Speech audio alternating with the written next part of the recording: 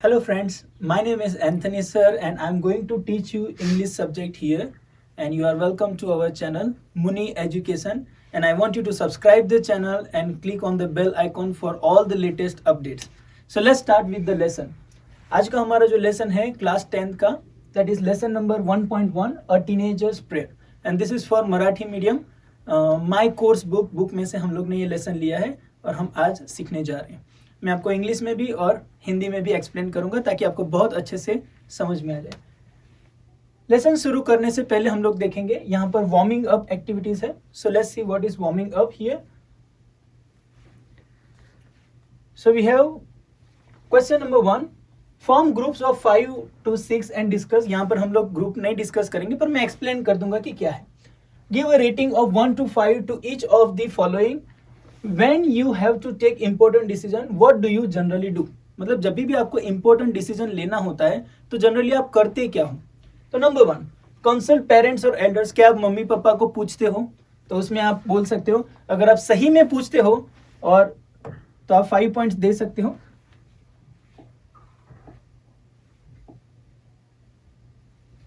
अगर आप सही में मम्मी पापा को पूछते हो कि मुझे क्या करना चाहिए और उनका कंसल्टेशन लेते हो तो उसका 5 पॉइंट्स लेते हैं. 5 पॉइंट्स मतलब सबसे ज्यादा अप्रूव उसको करते हो. पर अगर आप कभी पूछते हो कभी कभार नहीं पूछते हो तो उसको 2 या 3 रेट्स भी दे सकते हो. Then contact friends for advice. हाँ, ये हम लोग ज्यादा करते हैं, हम दोस्तों को ज्यादा पूछते हैं तो वहां पर हम लोग 5 पॉइंट्स लिख सकते हैं.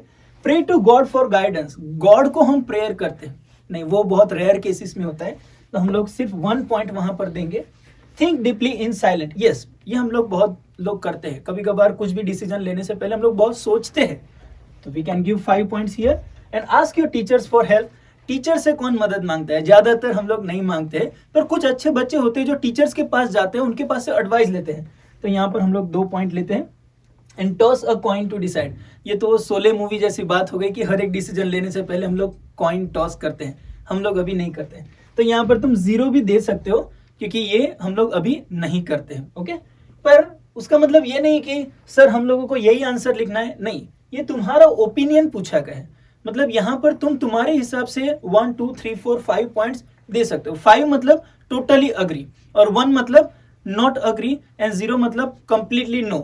ये हमारे लिए अप्लाई ही नहीं होता है. जैसे कि मैंने यहाँ पर 0 दिया है क्योंकि आज के जमाने में हम लोग कॉइन जो है वो टॉस नहीं करते. So I hope you understand this activity. Now let's go to the another one. Number 2. In poetry, very often there are lines in which the poet seems to talk directly to an absent person or an abstract idea or things or object. तो ये वाला जो है वो है हमारा literary device, that is apostrophe. ठीक है, तो हम लोगों को यहाँ पर apostrophe जो figure of speech है उसका मीनिंग समझना पड़ेगा, फिर उसके बाद ही हम लोग ये एक्सरसाइज कर पाएंगे. क्या लिखा है? सच टैक्टिक डिवाइस. मतलब उसको बोला जाता है टैक्टिक डिवाइस, या तो लिटरेरी डिवाइस बोलो या तो फिगर ऑफ स्पीच बोलो, all has the same meaning. Used by the poet is the figure of speech called apostrophe. तो ये एपोस्ट्रॉफी फिगर ऑफ स्पीच है. तो यहाँ पर 3 पॉइंट हम लोगों को याद रखने हैं. Number 1, the poet is talking to absent person, मतलब जिसके साथ बात की जा रही है वो एब्सेंट है. और एब्स्ट्रैक्ट आइडिया, या तो जिसके बारे में बात किया जाता है वो आइडिया एब्स्ट्रैक्ट है. एब्स्ट्रैक्ट मतलब वो वहां पर मौजूद नहीं है. एंड नंबर 3, और वो जो ऑब्जेक्ट जिसके साथ बात कर रहे हैं वो ऑब्जेक्ट वहां पर मौजूद नहीं है. तो ऐसी सिचुएशन में हम लोग एपोस्ट्रॉफी इस्तेमाल करते हैं. और ये हम लोग लिटरेरी डिवाइस इसलिए सीख रहे हैं क्योंकि ये पोएम के अंदर पूरी पोएम हम लोगों को एपोस्ट्रॉफी फिगर ऑफ स्पीच में देखने को मिलती है. क्योंकि पोएम का नाम है टीनेजर्स प्रेयर और प्रेयर हम किससे करते हैं? गॉड से करते हैं. और गॉड जो कि एब्स्ट्रैक्ट आइडिया है, वो एक प्रकार का आइडिया है जो एब्स्ट्रैक्ट है, वो वहां पर मौजूद नहीं रहता है. ठीक है, दैट्स व्हाई पोएम जो है उसमें बहुत सारी लाइन है जो हम लोगों को एपोस्ट्रॉफी फिगर ऑफ स्पीच में देखने को मिलेगी. और यहाँ पर भी कुछ एग्जांपल लेते हैं. ट्विंकल ट्विंकल लिटिल स्टार, किससे साथ बात कर रहे हैं हम लोग? Little stars. अभी स्टार्स जो होते हैं वो एक प्रकार के एब्स्ट्रैक्ट आइडिया है क्योंकि वो वहां पर मौजूद नहीं होते. So that's why it is apostrophe. Okay, अभी ग्रामर में भी एक टॉपिक आता है जिसको बोलते हैं एपोस्ट्रॉफी, जिसको हम लोग लिखते हैं एपोस्ट्रॉफी एस. उसका मीनिंग अलग रहता है. और फिगर ऑफ स्पीच में एपोस्ट्रॉफी आता है, उसका मीनिंग अलग रहता है. Now next one is death, where is thy sting. अरे मृत्यु तेरा डंक किधर है. ठीक है, तो हम लोग बात किससे कर रहे हैं? डेथ. डेथ से कौन बात करता है भाई, पर यहाँ पर हम लोग बात कर रहे हैं क्योंकि वो एब्स्ट्रैक्ट आइडिया है, इसलिए हम लोग उसको बोलेंगे एपोस्ट्रोफी फिगर ऑफ स्पीच, ठीक है। फिर ओ केवमैन, मतलब जो गुफा में रहने वाला आदमी, उसके साथ बात कर रही है। I wish I could live with you, मेरी इच्छा है कि मैं तुम्हारे साथ रहूं, ओके। पर जनरली जब ये बोला जाता है तब केवमैन, जो गुफा में आदि मानव जो रहते हैं, तो उनको वो थोड़ी ना वहां पर मौजूद रहेंगे, इसलिए इसको भी हम लोग फिगर ऑफ स्पीच एपोस्ट्रोफी बोलेंगे, ठीक है।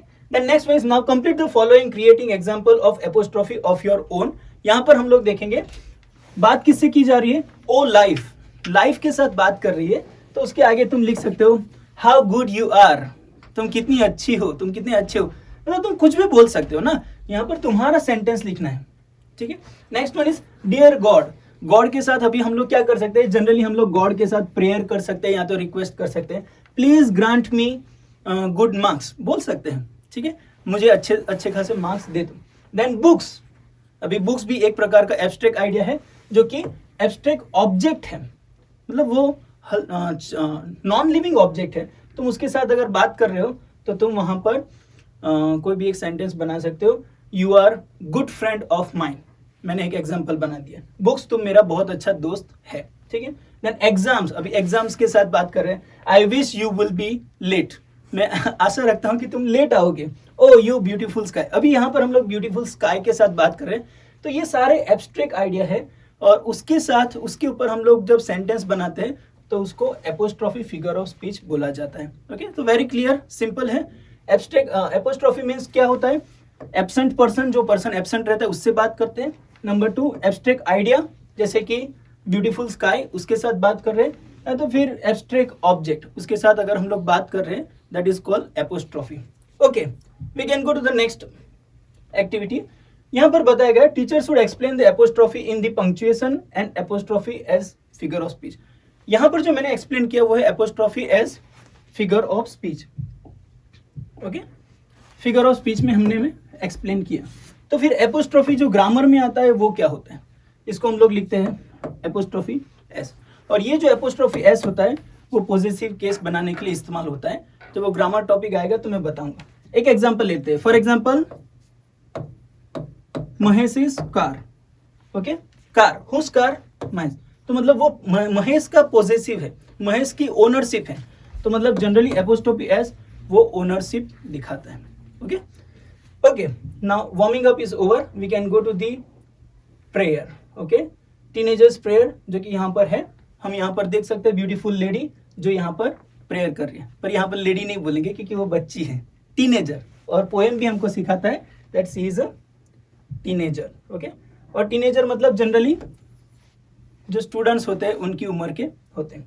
सो लेट्स सी प्रेयर में उन्होंने क्या बताया है, okay, each day brings a new beginning, decisions I must make, I am the only one to choose the road that I will take. यहाँ पर हम लोग क्या करेंगे, पूरा जो स्टांजा है वो पूरा स्टांजा हम लोग पहले पढ़ेंगे और फिर उसके बाद हम लोग उसको समझने का प्रयत्न करेंगे line by line. Each day मतलब हर एक दिन, ब्रिंग्स न्यू बिगिनिंग वो एक नई शुरुआत लेकर आता है, डिसीजंस आई मस्ट टेक, और वो नए दिन में क्या होता है, अलग अलग प्रकार के डिसीजन तुम्हें लेने होते हैं। आई am the only one to choose, और क्या होता है तुम्हारी लाइफ के लिए तुम्हें खुद को ही डिसीजन लेना होता है। कभी कभार कोई इनपुट देता है, तुम तुम्हारे मम्मी पापा को किसी को भी पूछ सकते हो, पर ज्यादातर डिसीजन हमें खुद को लेना होता है। The road that I will take, और यहाँ पर रोड आई विल टेक उसका मतलब ऐसा नहीं है कि मुझे स्कूल जाने के लिए कौन सा रोड लेना है, ये नहीं, पर कौन सा रास्ता, डिसीजन चूज करने के लिए कौन सा रास्ता लेना है वो हम लोग यहाँ पर प्रेयर में जो गर्ल है वो प्रेयर में मांग रही है। Okay, so first answer is clear कि हर रोज नई शुरुआत होती है, डिसीजन लेना पड़ता है, मैं खुद अकेला मुझे डिसीजन लेना पड़ता है, और कौन सा रास्ता चुनना है वो मुझे ही डिसाइड करना पड़ता है। That is our first answer. Now we can go to the next stanza. I can choose to take the road of life. अभी मैं डिसाइड कर सकता हूं कि मैं जो रास्ता चूज करूंगा वो रोड ऑफ लाइफ होगा, मतलब वो मुझे अच्छे जीवन में लेकर जाएगा। That leads to great success, जो कि सेकंड लाइन है, जो कहता है कि वो मुझे लाइफ में सक्सेसफुल होने के लिए लेकर जाएगा। एंड द नेक्स्ट वन, और travel down the darken road, या तो फिर दूसरा एक रास्ता है जहां पर मैं जाऊंगा, दैट इज डार्कन रोड, मतलब जहां पर अंधेरा होगा। ओके, जहां पर क्या होगा, अंधेरा होगा। मतलब कभी कभार गलत डिसीजन भी ले सकते हो जो तुम्हें अंधकार में लेकर जाए। And that leads to great distress. Distress मतलब दुख भरा जीवन, एक ऐसे जीवन में लेकर जाएगा जहां पर हताशा है, जहां पर निराशा है।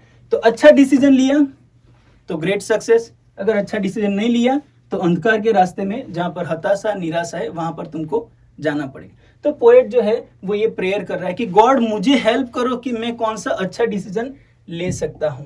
Next one, please open up my eyes dear Lord. मतलब ऐसा नहीं कि मैं सो रहा हूं और मेरी आंखें खोल दो नहीं, पर मुझे ज्ञान दो, मुझे सिखाओ, मुझे बताओ। गॉड के साथ बात कर रहे हैं, याद रखो। और गॉड क्या है, वो एक प्रकार का एब्स्ट्रैक्ट आइडिया है। जब भी हम लोग गॉड के साथ बात कर रहे हैं तो उसको हम लोग एपोस्ट्रॉफी बोलेंगे क्योंकि वो एब्स्ट्रैक्ट आइडिया है। और गॉड को कहा गया है please open up my eyes, मेरी आंखें खोल दो। आंखें खोल दो मतलब मुझे ज्ञान दो, okay, that I might clearly see, ताकि मैं क्लियरली देख पाऊं। यहाँ पर ऐसा भी नहीं है कि मुझे चश्मा है, मुझे क्लियरली नहीं दिख रहा है। No, the meaning is that कि मुझे सही में क्या डिसीजन लेना है वो समझ में आए। Help me stand for what is right, और मुझे जो सही है उसका स्टैंड लेने के लिए, उसके बाजू पे रहने के लिए मुझे सहायता करो। मतलब जीवन में सच बोलने के लिए मुझे हेल्प करो God, and bring out the best in me, और मेरे अंदर जो सबसे अच्छा है, जो सबसे बेस्ट है वो मैं मेरे जीवन में लेकर आऊं। Okay, so that is third stanza. और उसके आगे हम लोग देखते हैं fourth stanza, help Lord just to say no. अभी लाइफ में कभी कभार नो बोलना सीखना पड़ेगा, क्योंकि हर एक व्यक्ति को मैं यस यस यस यस नहीं बोल सकता। ठीक है, कुछ ऐसी चीजें होती है जहां पर नो बोलना पड़ेगा। अभी कोई आदमी तुम्हें बोलेगा कि चलो शराब पीने जाते हैं, तो तुम्हें नो बोलना सीखना पड़ेगा। पर बच्चों को तो नहीं बोलेंगे, पर बड़े लोगों को भी नो बोलना सीखना is very important decision that you have to make, कि sometimes you have to say no. Okay, then when temptation comes my way. Now what is temptation here? Temptations are type of exams, पर ये अच्छी वाली नहीं है, ये बुरी वाली है। जहां पर परीक्षा होती है जिसमें तुम्हें पाप में पढ़ने के लिए कोई खींच रहा है, those are called temptation। तो जब ऐसे मार्ग आते हैं जहां पर हम बुराई के रास्ते पे चले जाते हैं और वो खींचे जा रहा है हमें, तो वो टाइम पे हमें नो नहीं बोलना सीखना चाहिए। Then next one, that I might keep my body clean, ताकि मैं मेरा जीवन क्लीन रख सकूं। अभी क्लीन रखना मतलब यहाँ पर उसका मतलब ऐसा है कि सुबह में नहा धो के फ्रेश हो जाना मतलब मैंने मेरे बॉडी को क्लीन रखा है। No, that is not the meaning. पर जो खराब रास्ता है, जो पाप का रास्ता है, उससे मैं अपने आप को शुद्ध रख सकूं, ये मीनिंग गॉड को पूछा गया है। गॉड को हम ऐसा नहीं बोल रहे कि मुझे नहाने के लिए हेल्प करो। गॉड को हम लोग बोल रहे हैं कि मैं मेरा जीवन अच्छा रखूं और पाप से दूर रखूं, खराब रास्ते से दूर रखूं, खराब संगति से मैं अपने आप को दूर रखूं, वैसा तो मेरा जीवन बना। And fit for life each day, और मेरा लाइफ हर रोज के लिए अच्छा रहे, फिट रहे। ठीक है, दैट इज फोर्थ स्टांजा। और जो लास्ट स्टांजा है हम लोग यहाँ पर देखेंगे, When my teenage years are over, जब मेरे टीनेजर के ईयर्स खत्म हो जाएंगे, मतलब 18 साल का मैं हो जाऊंगा, तभी तुम्हारे टीनेजर्स के ईयर्स खत्म हो जाते हैं। I know that I will see, तब मैं जाके मैं ऑब्जर्व करूंगा और देखूंगा कि मेरा लाइफ कैसा गया और कैसा जाएगा। That life is lived it's very best. तब मुझे पता चलेगा कि जो 18 साल के पहले, मतलब मेरे टीनेजर के ईयर्स में जो लाइफ मैंने जिया है, वो बैठकर जब तुम सोचते हो ना, तो एक प्रकार का आनंद तुम्हारे जीवन में आना चाहिए। ऐसा नहीं कि 18 साल के पहले ही मैं जेल में जाके आया, 18 साल के पहले ही मैंने ये कर दिया। नहीं, वो सारी चीजें याद नहीं आनी चाहिए। मतलब अच्छी चीजें ही तुम्हें याद आती है, वैसा जीवन तुम्हें जीना है। And next one is with you walking next to me. और एक और रिक्वेस्ट जो पोएट है वो गॉड को कर रहा है कि गॉड, मैं चाहता हूं कि मेरे साथ तू हर रोज मेरे साथ चले। अभी गॉड का हमारे साथ चलना मतलब क्या होता है कि गॉड हमें हमेशा हमें एडवाइस देते रहे, हमेशा हमको सिखाते रहे, हमेशा हमें नॉलेज देते रहे। वो प्रकार की प्रेयर जो यहाँ पर पोएट है उन्होंने यहाँ पर की। तो ये प्रेयर हम लोग देख सकते हैं, जो कि बहुत अच्छी प्रेयर है। और इस प्रकार की प्रेयर तुम हर रोज जब उठते हो तो तुम गॉड से एक प्रकार की ऐसी प्रेयर कर सकते हो। उसके साथ साथ बहुत सारी तुम्हारी खुद की इच्छा होती है, वो भी तुम ये प्रेयर के अंदर ऐड कर सकते हो।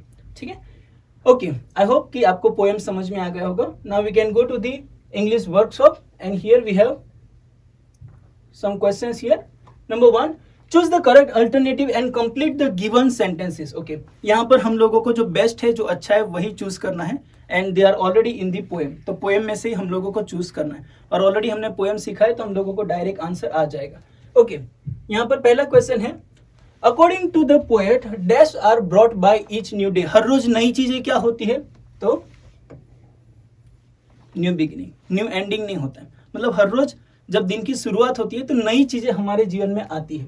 Next one, we must decide to take the road which leads to, अभी हम लोग ऐसे रोड क्यों चूज करेंगे जो हम लोगों को दुख में लेकर जाए, ऑब्वियसली नॉट, हम लोग ऐसा ही रोड चूज करेंगे जो हमें ग्रेट सक्सेस की ओर लेकर जाए। Understand. Number 3, the poet prays to the Lord to help him stand for what is right और माइट, अभी यहाँ पर माइट का मीनिंग यहाँ पर हम लोग लेंगे तो यहाँ पर एक्चुअली माइट नाउन होगा, माइट मतलब स्ट्रेंथ, ऐसा थोड़ी ना हम गॉड को कहेंगे कि मुझे स्ट्रेंथ की ओर लेकर जा, नहीं, but what is right. Okay, and then next one, the poet wants to see that his teenage years have been डेस ईयर्स ऑफ हिज लाइफ, तो वो वर्स्ट रहेंगे कि बेस्ट रहेंगे, ऑब्वियसली जब गॉड का साथ है तुम्हारे साथ और गॉड ने तुमको गाइड किया है तो तुम्हारे जो टीनेज के जो डेज है वो ऑब्वियसली बेस्ट ही रहेंगे। Okay, question number 2, find and right the pair of rhyming words from the poem. अभी यहाँ पर हम लोगों को राइमिंग वर्ड्स ढूंढना है और मैं आपको सिखाऊंगा हूँ कि राइमिंग वर्ड्स कैसे ढूंढा जाता है।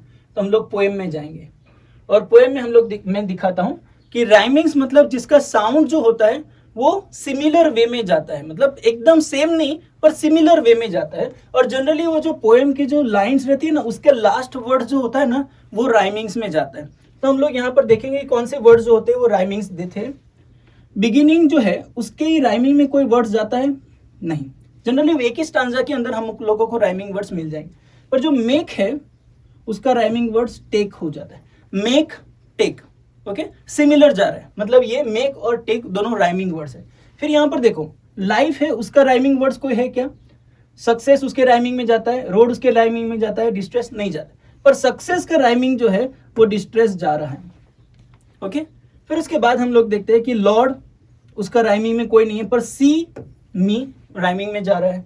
फिर नो नहीं उसका राइमिंग वे, पर वे उसका डे राइमिंग में जा रहा है। फिर इसके बाद ओवर का राइमिंग वर्ड नहीं है पर सी जो है उसका मी, मतलब ये हमारे राइमिंग वर्ड्स है जिसका जो साउंड होता है ना वो सिमिलर वे में, टोन जो होता है वो लिटिल बिट सेम होता है, सेम नहीं होता है पर लिटिल बिट मतलब सिमिलैरिटी में जा रहा है, इसलिए उसको राइमिंग वर्ड्स बताया जाता है। ठीक है, तो इस प्रकार से राइमिंग वर्ड्स हम लोगों को हमेशा पोएम में से ढूंढना पड़ेगा तो ही हम लोगों को मिलेगा।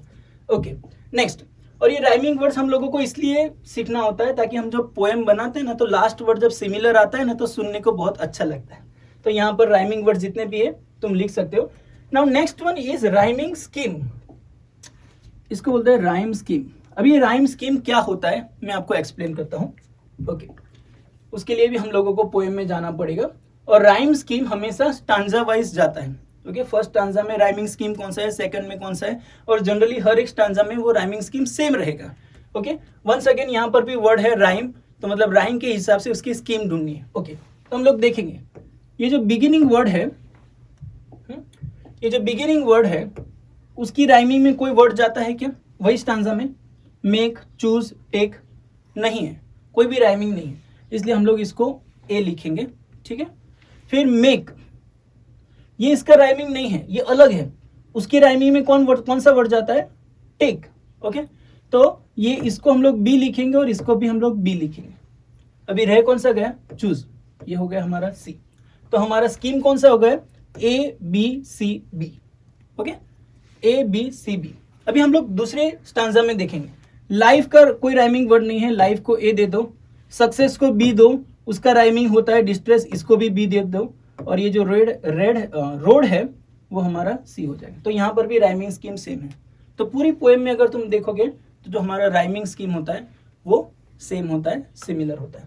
ठीक है, तो उसका आंसर क्या आएगा, अभी क्वेश्चन में चले जाएंगे। What is the rhyming scheme of the poem, तो हमारा आंसर रहेगा ए बी सी बी। कहां पर है, ए बी सी बी, ये हमारा आंसर है।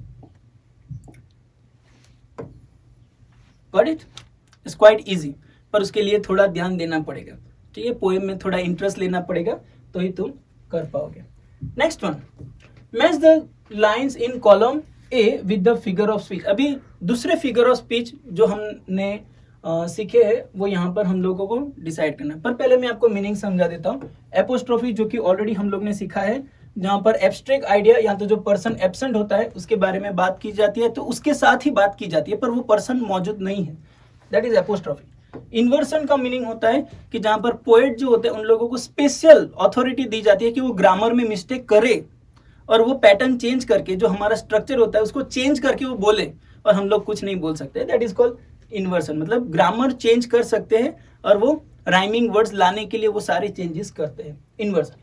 मेटाफर मतलब जिसका डायरेक्ट कंपैरिजन किया जाता है, for example he is like a lion, ऐसा मैं बोलता हूँ, उसकी जगह पर मैं बोल देता हूँ he is a lion, okay, तो वो मेटाफर हो गया क्योंकि मैंने डायरेक्ट उसको कंपैरिजन वही नाम उनको दे दिया। उसका मतलब ऐसा नहीं कि वो लायन है, पर उसका मतलब उसकी बहादुरी जो है वो लायन के जैसी है। And the next one alliteration, मतलब जहाँ पर जो पोएम के जो वर्ड्स होते हैं उसका जो फर्स्ट लेटर होता है वो रिपीट होता है, जैसे कि ए वो रिपीट हो रहा है या तो बी रिपीट हो रहा है, तो उस प्रकार से हम लोग एलिट्रेशन ढूंढेंगे। तो first decisions I must make, ये सेंटेंस एक्चुअली कैसा होना चाहिए, आई मस्ट मेक डिसीजन, डिसीजन पीछे आना चाहिए, पर पोएट ने क्या कर दिया, डिसीजन को पहले ले लिया। मतलब उन्होंने ग्रामर मिस्टेक किया है, पर उसने क्यों किया है, क्योंकि उसको ये राइमिंग वर्ड्स सेंटेंस में लास्ट में चाहिए था, इसलिए उन्होंने एरर किया, but that is accepted for them, इसलिए वो हो गया इन्वर्सन। ओके, उनके लिए एक्सेप्टेड है, हमारे लिए नहीं। अगर तुम पोएम लिखते हो तो तुम कर सकते हो, पर जनरली बोलने में हम लोग नहीं कर सकते। Next one, please open my eyes dear lord. अभी यहाँ पर बात किसके साथ हो रही है, गॉड के साथ, और गॉड क्या है, एब्स्ट्रैक्ट आइडिया, तो हम लोग यहाँ पर उसको एपोस्ट्रोफी बोलेंगे। Next one, travel down the darken road. Okay, यहाँ पर डार्कन रोड एक कंपैरिजन है, डायरेक्ट कंपैरिजन, इसलिए उसको हम लोग मेटाफर बोलेंगे। And I can choose to take the road, यहाँ पर सी एंड सी ये दोनों रिपीट हो रहा है, इसलिए हम लोग उसको बोलेंगे एलिट्रेशन। ओके, इसकी एक्चुअली बहुत सारी प्रैक्टिस करेंगे, तुमको बहुत अच्छे से समझ में आएगा। पर यहाँ पर जो 4 फिगर ऑफ स्पीच दिया है, आशा रखता हूं कि आपको अच्छी तरह से समझ में आ गया। नेक्स्ट वन, ओके, एलिट्रेशन का मीनिंग भी यहाँ पर दिया है। Alliteration is the occurrence of the same sound. Okay, जहां पर साउंड जो होता है लेटर का फर्स्ट साउंड होता है वो सेम होता है at the beginning of the words in the phrase sentence etcetera, such as that life is lived, तो life L, lived L repeat हो रहा है, that is why it is alliteration. Find out more example of alliteration from the other poems in your book. तो जो भी book तुम poem पढ़ते हो वहां पर एलिट्रेशन का एग्जाम्पल तुम ढूंढ सकते हो। अभी जरूरी नहीं कि यहाँ पर पोएम में जो लाइन आया उसके हर एक वर्ड्स हर एक जो लेटर है शुरुआत का वो सेम ही होना चाहिए। अगर 2 भी मिल गए तुमको तो भी तुम उसको एलिट्रेशन बोल सकते हो, यानी ये हमारा सबसे सेफेस्ट हथियार है। कोई भी हम लोग पोएम की लाइन लेंगे उसमें 2 वर्ड भी हम लोगों को फर्स्ट लेटर सेम आ गए, एलिट्रेशन, दूसरा कुछ सोचने की जरूरत नहीं। Okay, next one, elements of planning and interview. अभी ये जो प्लानिंग है ये राइटिंग स्किल है, ओके, और मैं चाहता हूं कि ये वाला जो है आप कर सकते हो खुद से, पर मैं आपको एक्सप्लेन कर देता हूं कि फॉर्मेट कैसा होना चाहिए। Form groups and discuss each element of planning and interview and prepare notes on each elements. अभी जनरली इंटरव्यू क्या होता है, क्वेश्चन रहता है उसमें आंसर रहता है, तो सबसे पहले तुम फॉर्मेट उसका ढूंढ के लो, स्ट्रक्चर ढूंढ के लो।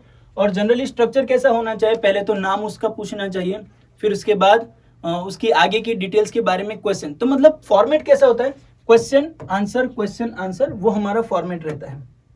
ठीक है, तो क्वेश्चन, फिर उसके बाद आंसर, फिर उसके बाद क्वेश्चन, उसके बाद आंसर।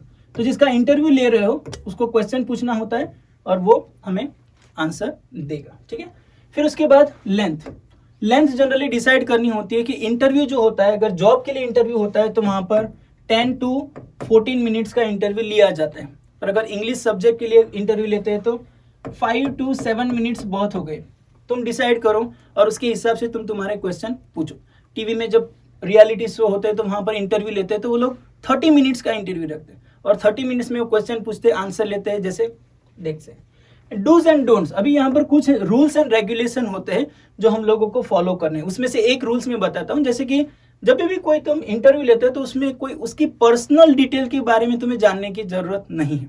ठीक है, जो फोकस है उसके ऊपर ही तुम रहो। फॉर एग्जाम्पल कोई व्यक्ति है जो ओलंपिक में गोल्ड मेडल जीत के आए हैं, तो मैं वो ज्यादातर क्वेश्चन उसकी पर्सनल लाइफ के बारे में नहीं पूछूंगा, तुम्हारा मैरिज हुआ कि नहीं, कितने बच्चे हैं, वो सारे क्वेश्चन इररिलेवेंट है।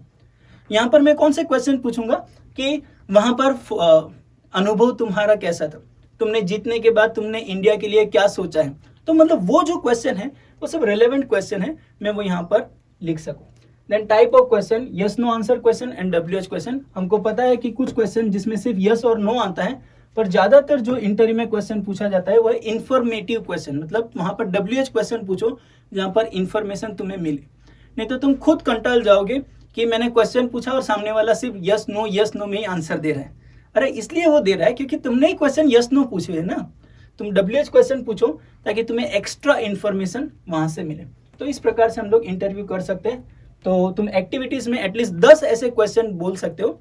अभी हम लोग रिसेंटली हम लोग देखते हैं कि ओलंपिक खत्म हुआ है, तो वहां पर गोल्ड मेडलिस्ट जो नीरज जो हमारे ब्रदर है जिन्होंने गोल्ड मेडल जीता है, तुम इमेजिन करो कि तुम उनको 10 क्वेश्चन पूछने जा रहे हो, और कौन से क्वेश्चन उनको पूछोगे वो तुम लिख के रखो, और फिर उनका जवाब क्या होगा वो हम लोग बाद में रखेंगे, पर पहले तुम क्वेश्चन कौन से पूछ सकते हो वो तुम लिखो। Okay, and this is how you can make your interview.